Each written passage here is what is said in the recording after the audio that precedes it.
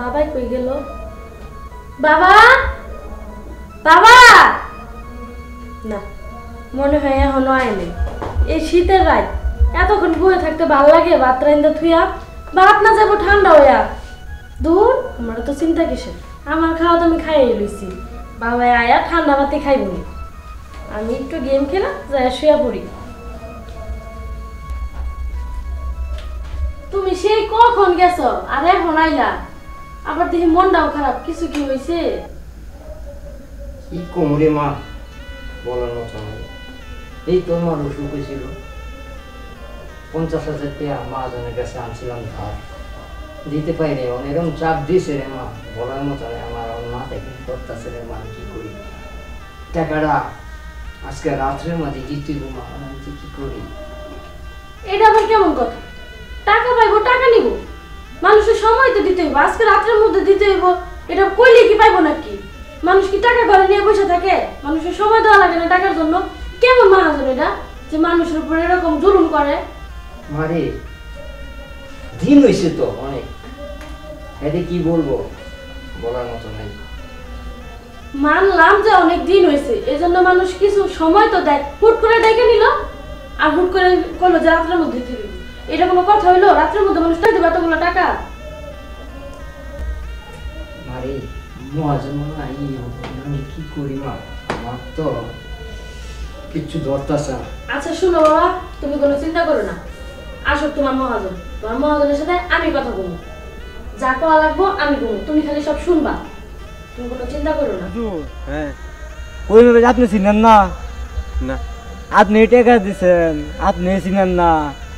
আরে শোন, আমি তো অনেক মানুষেরই টাকা দিই, কিন্তু সবার বাড়ি কি আমার চিনা সম্ভব না হুজুর, এটা কথা আছে হুজুর, আপনি টাকা দেন ঠিক আছে, তবে হুজুর মানুষ তো দেখতে শুনে টাকা দেয়। আরে হন, আমি তো আর চেহারা দেখি না আর বাড়ি দেখে টাকা দিই না। টাকা নেয় আর আমার খাতা সুন্দর করে তার নাম লিখে সিগনেচার রাখি, আর কিছু না। আচ্ছা সবার বাড়ি হুজুর, চিনি না। টাকা দিচ্ছে এখন কি করা আছে? চলেন আমি বাড়ি দেখা দিই হুজুর। বাড়ি কোনটা হুজুর? ওই যে বাড়িটা না, হ্যাঁ ওই যে বাড়িটা হুজুর। আচ্ছা আসেন আমার লগে। হ্যাঁ, যা দেখি যা। হ্যাঁ, এই যে আর বসি, এই যে কোন বাড়ি এইটা হ্যাঁ এই হুজুর। হারাম দাদা, খালি বারবার পড়ে যাস। ও বুঝে গেছিলাম। এখন কি বাড়ি তো ভালোই দেখা যায় হুজুর কিন্তু টাকা দিচ্ছে না কেন, বিষয়টা তো বুঝতে পারতেছি না। শোন, এই আমি কি করব আজকে, টাকার একটা বিহিত করে যাবো, চল আমার সাথে। চল হুজুর। হ্যাঁ চাচা বাড়িতে আছেন? করিম চাচা? আমি মহাজন, বাহিরে আসেন।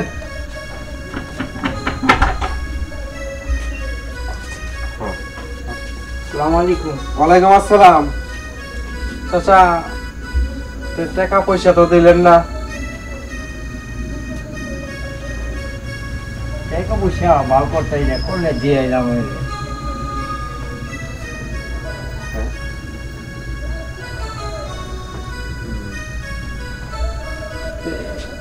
এইটা কি? মহাজন সাহেব, এই আমার মেয়ে ঢাকা পড়াইতাম, টাকার লাগে না, নিয়ে আয় বসি, পড়াইতে পারি না। আসেন ঘরে বসে না, ঘরে তো যাওয়ার সময়। আচ্ছা ঠিক আছে, যাও মা। চল। মহাজন সাহেব বসেন।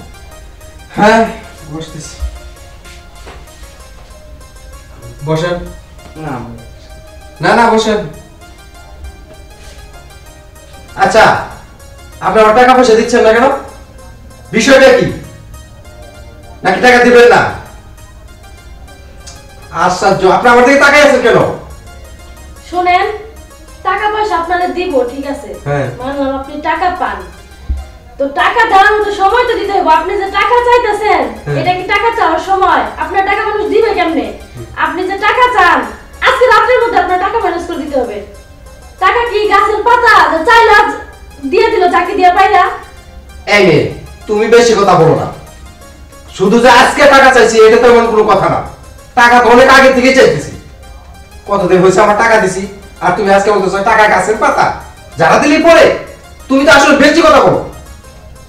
বেশি কথা আমি বলি না, আপনার মতো মহাজনরা এরকম অসহায় মানুষ পেলে তাদের উপর জুলুম করেন টাকার জন্য, সুযোগ খোঁজেন আপনারা।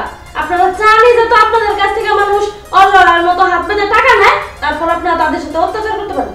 ও আমি টাকা দিয়া উপকার করছি, আর এখন বুঝে আমি সুযোগ সন্ধানী হয়ে গেলাম? হ্যাঁ, আমি টাকা দিছি, এটা আপনাদের উপকার হয় নাই, আর এখন আমি সুযোগ খুঁজি। মানুষের উপকার ওইভাবেই করা উচিত। দেখতেছেন আপনি একটা বিপদে পড়ে মানুষ টাকা নিছে, তার সেই বিপদ থেকে উদ্ধার হইতে না হইতে যদি আপনি টাকাটা চান, তাহলে মানুষ সেই টাকাটা দিব কেমনে? শোনেন আব্বা, শোনো, তুমি একটু বাইরে যাও, আমার মহাজনের সাথে পার্সোনাল কিছু কথা আছে। আর এই যে আপনি দাঁড়াচ্ছেন কেন? আপনিও যান, আমি ওনার সাথে একা কথা বলবো। যাও বাবা। হ্যাঁ বলো, একা কথা বলো, কি বলো বলো। বলেন মহাজন সাহেব, আমি আপনার একটা কথা বলি, মাথা গরম করে সবকিছু হয় না। আসলে আপনি জানেন যে আমার বাবা রিক্সা চালায় খায়, হয়তো বাড়ি দেখে ভাবতেছেন যে এত বড় বাড়ি, আসলে মানুষের উপর দেখে তার ভিতর যাচাই করা যায় না। হয়তো এটা ছিল অনেক দিন আগের আমার দাদার, তাই এটা এখনো আছে। আর আমার বাবা মনে করেন এখন অনেক অনেক রোগে অসুস্থ, যার কারণে ভালো কাজকর্ম করতে পারে না, রিক্সা চালায়া আমার কলেজের বেতনটা দিত। এখন আমার বাবা পারে না, বিধায় আমিও ঢাকা থেকে চলে আসছি, আর লেখাপড়া করবো না। তাই আপনি যদি না বুঝেন, আপনার এলাকার মানুষ, তাহলে এগুলা কি মানুষে বুঝবো বলেন? এখন আমি কি বুঝবো সেটা তুমি আমাকে বলো। এখন এইটাই বুঝবেন যে আপনি যেহেতু আমার বাবারে টাকা দিচ্ছেন বিপদের সময়, আপনি আর কয়টা দিন সময় দেন আমার বাবারে, কারণ উনি তো মুরব্বী মানুষ, উনারে প্রেশার দিলে হয়তো দেখা গেছে যে উনার একটা হার্ট অ্যাটাক হলো বা কোনো বড় ধরনের রোগ হলো, তখন আমার যাওয়ার মতো কোনো জায়গা থাকবো না। আপনি আমার বাবার একটু সুযোগ দেন, যাতে আপনার টাকাটা একটু ম্যানেজ করে দিতে পারে। লাগবো না, আরে না না না না না, লাগবো না তো, আর টাকা লাগবে না। রাখবো না মানে কি বলতেছেন আপনি? আমি বুঝতেছি না মহাজন সাহেব আপনার কথা। হ্যাঁ, টাকা তো লাগবো না। আরে তোমার মতো সুন্দর মেয়ে যার ঘরে আছে, তার আবার টাকা লাগে, টাকার অভাব নাকি তুমি বুঝো না? এই জন্য বললাম যে টাকা লাগবো না। আমি আসলে বুঝতেছি না আমার সাথে আপনার টাকার সাথে কি সম্পর্ক। এই যে শোনো, আমি তোমার বুঝাই, আমি আশা করি তুমি বুদ্ধিমান, যেহেতু কলেজে পড়ো। আমি যে বলি যে টাকা লাগবে না কেন, মাশাআল্লাহ তুমি তো দেখতে ভালোই সুন্দর, বডি ফিগারও ভালোই আছে, কিন্তু এটাই আমি বলতে চাইলাম যে যদি মনে করো যে কেন টাকা লাগবে না বুঝতে চাও, তাহলে আমার এই তুমি খালি 3 নাম্বার বিবি হইবা, আর টাকা লাগবে। কি আপনি এত বড় কথা বলেন? আজকে আপনি এলাকার গণ্যমান্য ব্যক্তি দেখা আমি আপনাদের অপমান করলাম না, নয়তো আমার পায়ের জুতা খুলে আমি আপনাদের পিটাইতাম। আজকে যদি আমার জায়গায় আপনার মেয়ে হইতো বা আপনার কোনো আত্মীয় হতো, আপনার মেয়ের রেখে আপনি এইসব প্রস্তাব দিতে পারতেন? আমি আপনার মেয়ের বয়সী, আপনার মেয়ের ঘরে তো নাতিপুতি হয়ে গেছে, আর সেই জায়গায় তো আমি কিছুই না। মেয়ের বয়সে একটা মেয়ের আপনি কেমনে বলেন আপনার 3 নাম্বার বিবি হইতে? আপনার কি বিবেক বলতে কিছু নাই? আসলে তুমি বুদ্ধিমতী, মেয়ের কথা বইলা আমার তো দিল নরম করে দিলা। যাক, অবশ্য আল্লাহ আমাকে অনেক অর্থ সম্পদ দিয়েছে, কিন্তু কোন ছেলে সন্তান দেয় নাই। একটা 2টা বিয়ে করেছি, এরপরেও আরেকটা বিয়ে করার চেষ্টা ছিলাম শুধু ছেলে মেয়েদের জন্য। আর তুমি ঠিক সেই জায়গায় কথাটা বললা যে আমার সন্তানের জায়গায় তুমি যা ঠিক খারাপ গেলা। তবে যা বলেছো ভালোই করেছো, তবে আমি একটা অনুরোধ করবো, যেহেতু তুমি আমার মেয়ে বইলেই ফেলাইছো, আমি তোমার হাত ধরে একটা কথা বলতে চাই, শুনবে? যা করবেন এমনি কোন, হাত ধরে করা লাগবে না। আপনার মতো মানুষ দিয়ে আমার কোনো বিশ্বাস নেই। ঠিক আছে, তুমি আমাকে ভুল বুঝতেছো, হয়তো ভুলের কাজ করছি তাই বুঝতেছো। যাক, আজকে থেকে তুমি যেরকম আমাকে বললে যে আমি যদি আপনার মেয়ে হতাম, আমি সত্যি সত্যি তোমাকে আমার মেয়ে ভাবলাম।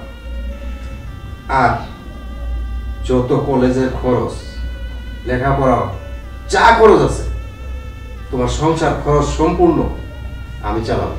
অন্তত সেই সুযোগটা আমাকে দিও। আপনি এসব কি কইতাছেন? ভূতের মুখে দেখি রাম নাম। আপনি যা কইতাছেন তা কি সত্যি? তুমি বিশ্বাস করতেছো না মা? তুমি না আমাকে মেয়ে বললা, সত্যি তুমি বিশ্বাস করতেছো না? দেখো, আমি মানুষ এমনি খারাপ হইতে পারি, কিন্তু তুমি যে আবেগে লড়া দিয়েছো, তা থেকে আজকে থেকে আমার চোখটা খুলে গেল। তুমি আসলে আমার চোখ সত্যি খুলে দিয়েছো। তুমি আমাকে মাফ করে দিও। ঠিক আছে, আপনারা হচ্ছেন গুরুজন, আপনারা ভুল করতেই পারেন, এটা স্বাভাবিক, ভুল মানুষের জন্যই। সমস্যা নেই, আমরা আপনারা মাফ করে দিছি। ঠিক আছে, তাহলে আমি এখন আসি। আচ্ছা ঠিক আছে। আচ্ছা। রাখ।